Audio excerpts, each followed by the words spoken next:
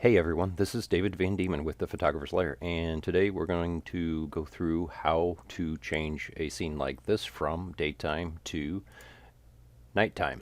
It's actually a lot simpler than it looks, but the trickiest part to this is getting the different adjustments and lighting effects to make it look as realistic as possible. Now, I realize with this particular image, the lighting on our subject here is actually not quite true to the scene, but I made a creative decision just to highlight her a little bit more to make her stand out more versus the moon or the headlights on this Jeep. Otherwise, she just got a little too dark and a little too blended in with the background of the sky. So there's always a trade-off there, and some people may nitpick it, but that's okay by me. So to start off with, this is actually the straight out of camera image. You can see here's the corner of the softbox I was using. It's actually a 34-inch collapsible beauty dish by Glow, and I had a Godox 8600 in there at full power, and this was shot about 11 o'clock in the morning down in Tennessee, so really hot, harsh sunlight. You know, it's pretty clear sky, just a few clouds. So getting a good exposure of her was a pretty big challenge, but this was a pretty good starting point. Adjustments in Lightroom just used shadows, brought up the shadows and pulled down the highlights to balance out the exposure on the side of the Jeep and the sky. A little bit of vibrance and some curve adjustment. Those were the main things in Lightroom, just to kind of get a overall even exposure in this image. Then I just pull it over to Photoshop, right click on the image, edit in Photoshop.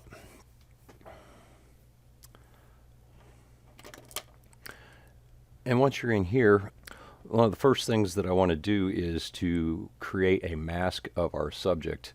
And you know, the details down in here around the Jeep and everything don't necessarily matter as much as having a good edge mask around her, so that when I make some of the other adjustments, I can easily control how that looks in the sky versus our main subject. So what I'm using here is the quick selection tool, and you can just click and drag that around and it will add to the selection, automatically finding the edges. And once you have more or less the selection that you want, you can fine tune it in the select and mask tool. I'm going to zoom in here a little bit closer to our subject. Going to reduce the size of that and hit the edge just a little bit. And I'm going to take off this area over her shoulder.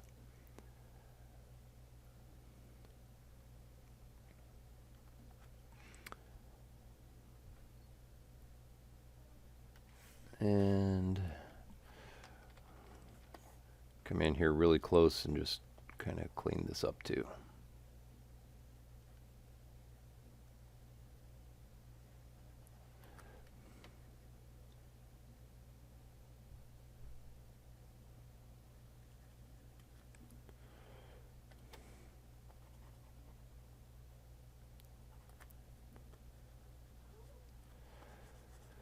Something like that. Okay, and we'll just select OK on that, and I'm actually just going to turn that layer off. I don't really want to mess with that too much at this point. To create the overall nighttime look, I'm going to start with just a levels adjustment, and one of the main things you want to consider is, you know, what do nighttime scenes typically look like? You're reducing your contrast and exposure by a lot, but also you'll end up with the overall scene kind of pulling more towards the blue color tones versus a full spectrum of color. So with levels, you'll take the midpoint slider and bring it up into a range like somewhere in here. And you just kind of go by eye. On this one, I'm going up to a 0.32, it looks like.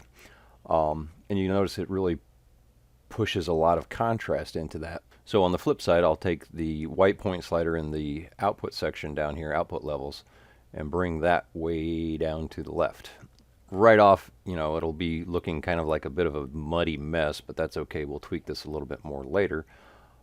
And then I'm going to add another layer over the top of this, and just using a really soft brush at about 10% opacity, make sure it's, yep, nice soft edge paintbrush. I'm going to pick a color off of the Jeep that's this dark blue,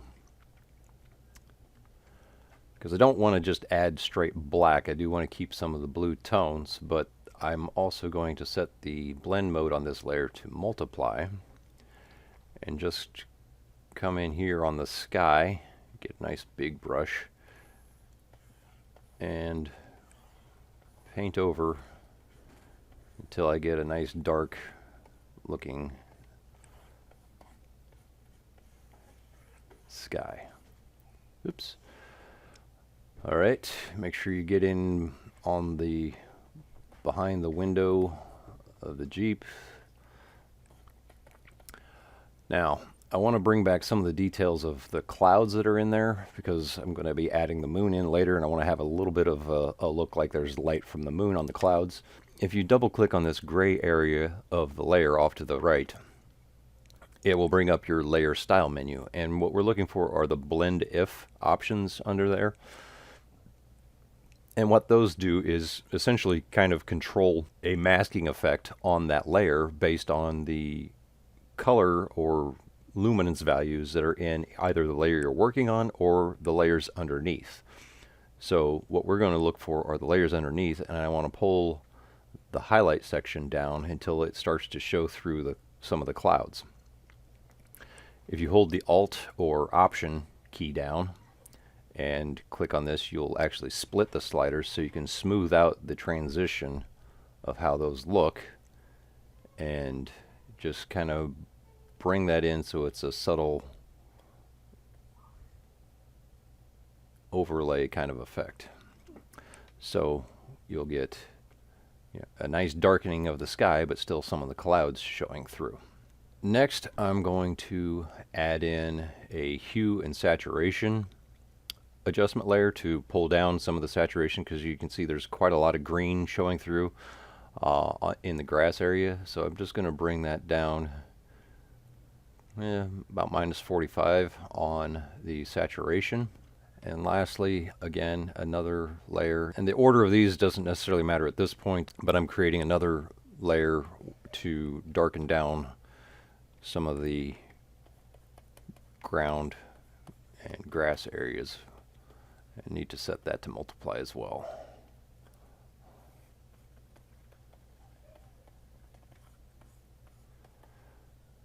Something like that. Okay. Last, what I want to do is actually select all of those layers and group them. So Control G or Command G on a Mac will put them into a group.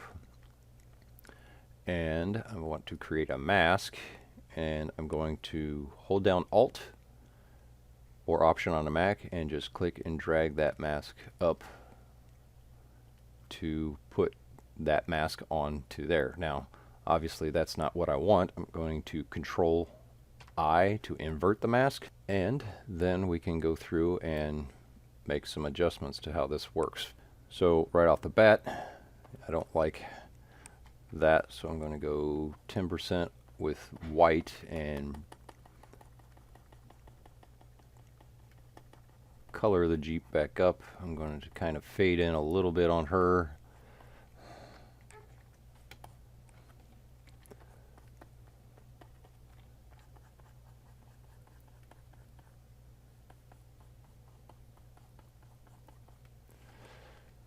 Like so. And then I want to bring back some of the details in the edge highlights of the Jeep. I'm really going to bring this down to about 5% opacity and come back across some of the areas of the Jeep that I just want to show a little bit, and even some of the ground, to try and make it look like, okay, maybe we do have some unseen light source over here. And again, like I mentioned before, it's kind of creative decision. If you want, you can, push that back further with the lighting on her. Actually, that's not looking too bad there. Okay. So something like so. Now we want to create the lighting effects that I had. So the headlights of the Jeep, this light bar up here, and the brake lights back there.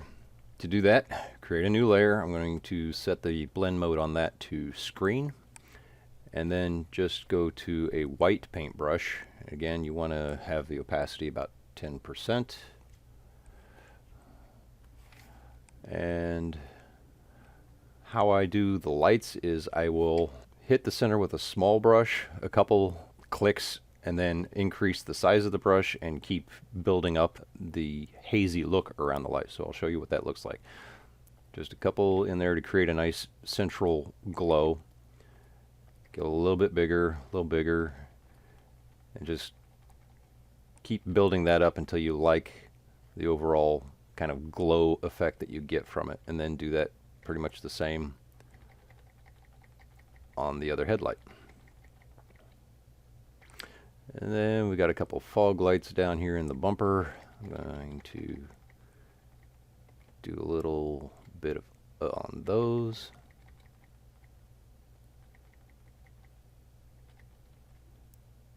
Try to make them look somewhat the same. All right.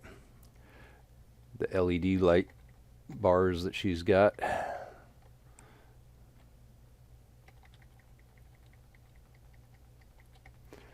Now for this bar up here, it's a straight line across, so what I'm going to do is use the Shift key. I'm going to click once up here, hold down Shift and go over to the other side. Go back and forth a couple times just holding the Shift key so it builds up a good glow in the center of that bar. Then I'm going to increase the brush size like I was doing for the single lights, and then go again holding Shift back and forth.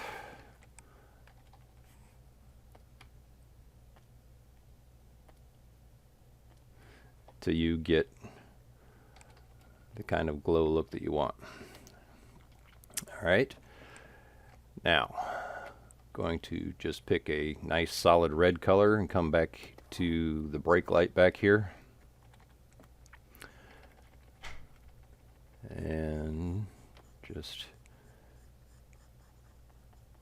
paint in with that red.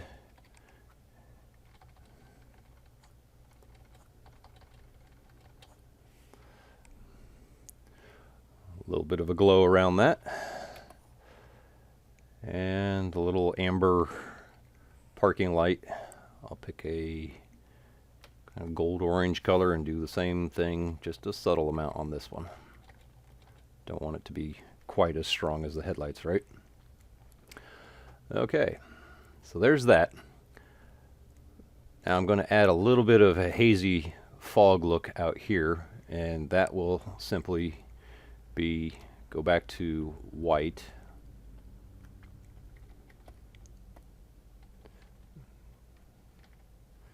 And make a couple streaks across from the headlights and fog lights.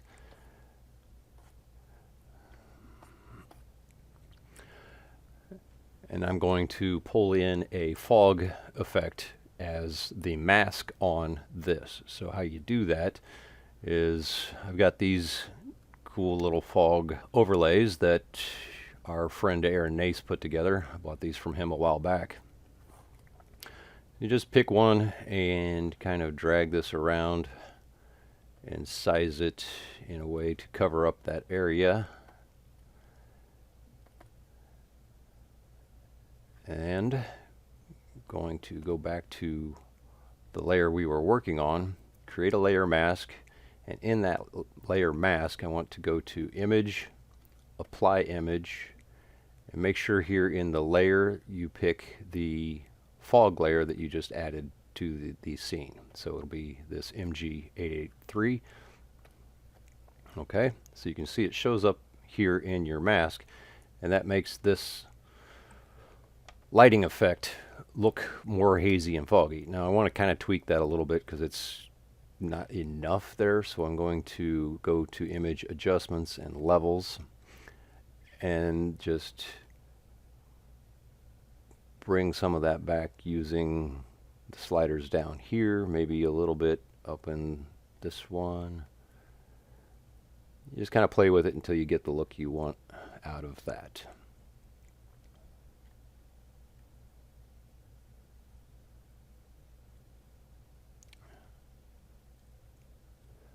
Okay. And last, I'm going to add just a little bit of a blur to it so it's not quite as sharp as it was. Somewhere around 7, it looks like. Okay. Then you can get rid of this layer that you brought in. One more layer just to add a little bit of a glow of red to the grass back here. Just bring back the red that you had. I'm going to go to a 5% opacity on the brush and just a couple little hits back there. And I'm going to set this layer's blend mode to a linear dodge. And similarly, double click over here. And I want to pull this out of the shadows of the grass. And there's mostly shadows, but there's a little bit there. I want it to be pretty subtle. So I'm just going to do something like that. So you split that and pull it out of the shadows. And then the last little bit of effects we want to do here is to bring in the moon and create some of the effect in the sky. So I've got a moon image that I shot a while back. Same thing, I'm going to take that over into Photoshop. And it'll open up as a separate image, and I've got these in tabs, so I'll just drag it down into its own window. And with the move tool, just slide that across to there and close that down. I don't need to save it, I'm not doing anything else to it. And I'm just going to pull this up here into the corner and set the blend mode on this to screen. Now, if you look closely, you can see that that image, the background was not actually completely black. So I want to add a levels adjustment to this, and this box here with the drop arrow off to the side, you click that and it will clip it to your moon layer that I just added. You can also hold down Alt or Option, and if you hover between these two layers, you'll see that drop down box link will show up. So if you click, you can take that on or off. So what that does is just makes it so that this levels adjustment will only affect the moon layer and not the overall image. So bring the black point up until your shadow area, the background area of that moon image, is completely black, and therefore the screen blend mode makes the black disappear. Couple last adjustments to this. Since it's the moon fairly far in the distance, I do want to add a little bit of blur to that. So it doesn't look perfectly sharp. Actually, right there at 7 looks fairly good. And then again, I'm going to double click here to get the blend if options in layer styles. And I want the clouds to be in front of the moon, because the moon is not right next to the Earth inside of the atmosphere, right? So for that effect, we want to pull the highlights out of the underlying layers. So we're going to slide this down until you start to see those clouds come through in front of the moon. Hold down Alt or Option, and then make your final adjustments to get it looking the way you want. All right. Add one more layer, and I'm going to use a soft brush. Pull out a color from the moon to get the kind of a warmer glow to it. And I'm just going to come in on the top edges of some of these clouds and add a little moon glow look.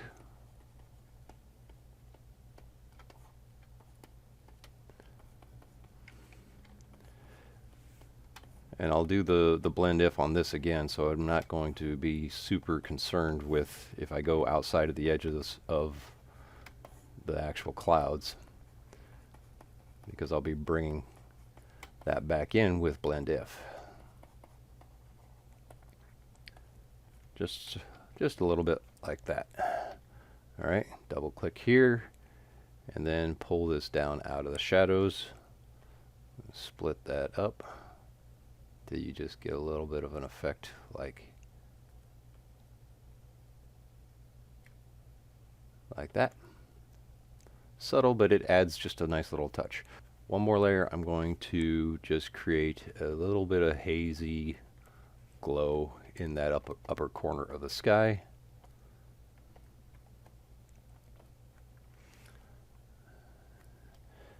And I think we're pretty good there.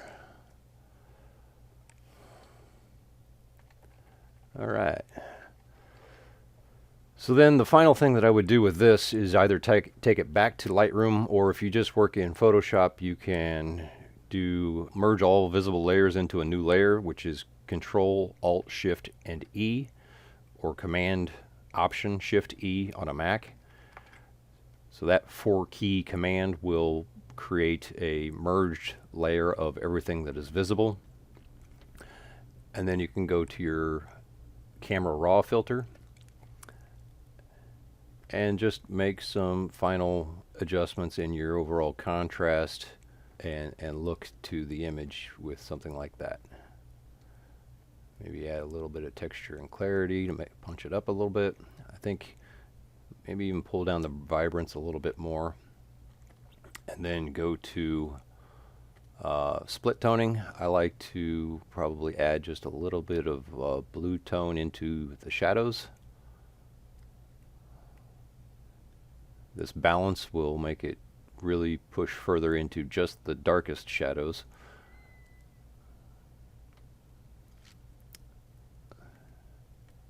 So something to that effect.